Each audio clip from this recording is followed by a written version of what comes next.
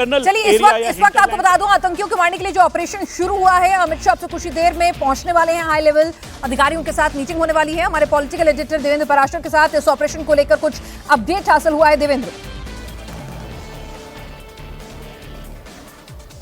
जी विनाश जी, देवेंद्र आपके पास ये जो ऑपरेशन अब शुरू होने वाला है, क्या कुछ आप जानकारी साझा कर सकते हैं? क्या कुछ फर्दर अपडेट है? कब तक गृह मंत्री वहां पहुंचेंगे? कौन कौन लोग इस हाई लेवल मीटिंग में शामिल हो रहे हैं? क्या कुछ जानकारी आपके पास? गृह मंत्री तकरीबन 8:30 बजे के आसपास वो लैंड करेंगे वहाँ पे। गृह मंत्री और जम्मू कश्मीर के उपराज्यपाल लैंड करेंगे। इसके अलावा आईबी के डायरेक्टर भी उनके साथ हैं, कुछ ऑफिशियल हैं, होम सेक्रेटरी उनके साथ गए हुए हैं। तो ये सारे लोग तकरीबन 8:30 बजे के आसपास वो लैंड करेंगे। और जैसा कि पहले मैंने आपको बताया था कि घटना के बाद से ही ऑलरेडी ऑपरेशन चल रहा है। गृह मंत्री अमित शाह की जो बैठक हुई थी दिल्ली में, वो दिल्ली से ही बैठक लेके जो गए थे, जिसमें वीडियो कॉन्फ्रेंसिंग से आर्मी के कुछ लोग भी जुड़े हुए थे, उनके साथ वो सारी बातचीत हो चुकी थी और वो ऑपरेशन ऑलरेडी चल रहा है। वहाँ पे जाने के बाद पहला टास्क ये भी होगा कि एक बार फिर से सिक्योरिटी स्टेटस का रिव्यू लिया जाएगा गृह मंत्री के द्वारा। वो एक बड़ी बैठक होगी और साथ साथ उसमें ये देखा जाएगा कि आगे और क्या कुछ किया जाना। हालांकि कुछ दिन पहले ही गृह मंत्री अमित शाह जम्मू कश्मीर गए हुए थे, जिसमें जम्मू भी रुके थे, वो श्रीनगर भी रुके हुए थे। तकरीबन 10 दिन पहले वो गए थे वहाँ पे और वहाँ पे जाकर उन्होंने सिक्योरिटी रिव्यू किया था। लेकिन ऐसे टारगेटेड किलिंग में इसमें बहुत कुछ किया नहीं जा सकता, क्योंकि हिट एंड रन वाली स्थिति रहती है। दूसरी चीज़ की इंटेलिजेंस इनपुट के हिसाब से बात करें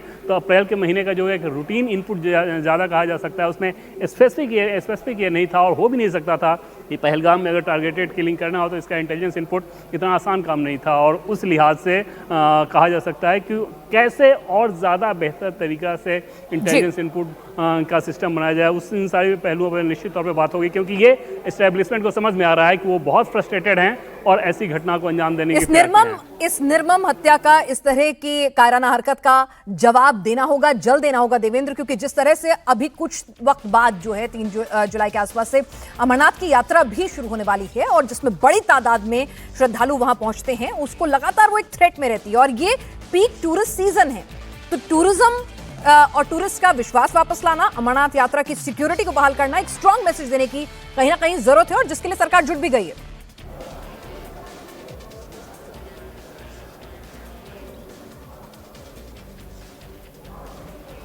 देवेंद्र जी विनाश जी जी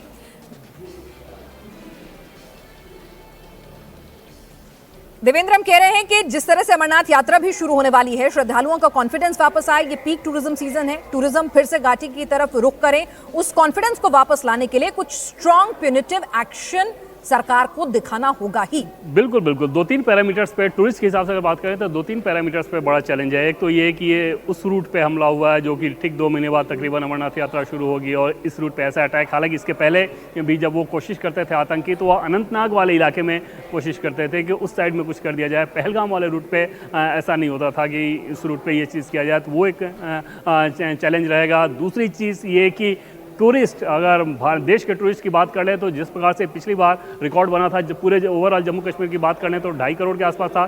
सिर्फ वैली की अगर बात करें तो 1 करोड़ 10 लाख या 20 लाख के आसपास वो नंबर था, एग्जैक्ट नंबर ध्यान नहीं आ रहा है। तो लेकिन रिकॉर्ड तोड़ संख्या में, यानी कि 2000 के आसपास से ये डाटा रखना शुरू किया गया था जम्मू कश्मीर में कि कितने टूरिस्ट आ रहे हैं, उसमें रिकॉर्ड था पिछले साल। तो उसको एक तरह से चुनौती देने की कोशिश की गई, उसमें व्यवधान डालने की कोशिश की गई है। और तीसरी और अहम बात कि इस बार फॉरेन टूरिस्ट जितने जम्मू कश्मीर में आए थे वो भी एक रिकॉर्ड बना रहा था, उसमें भी व्यवधान डालने की कोशिश की गई।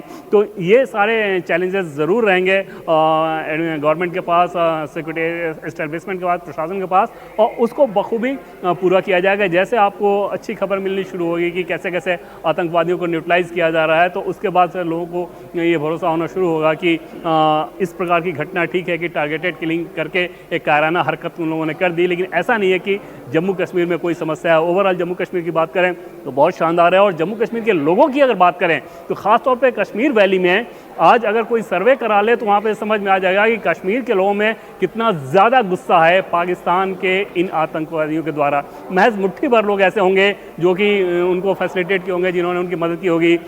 ओवरऑल कश्मीरी की बात करें तो उन्हें बहुत बड़ा आघात लगा होगा इस प्रकार की घटना से, क्योंकि न सिर्फ उनके इमोशन के हिसाब से बल्कि ये भी समझें कि ये उनकी जीविका का भी एक साधन होता है कि टूरिस्ट आता है तो फिर उनकी ज़िंदगी बेहतर होती है। और वहाँ पर इस प्रकार के काम में व्यवधान डालना समझा जा सकता है कि उनके लिए भी कितना उनके साथ एक तरह से अन्याय है, और उसमें धर्म का एंगल देके तो और माहौल ख़राब करने की कोशिश की गई है।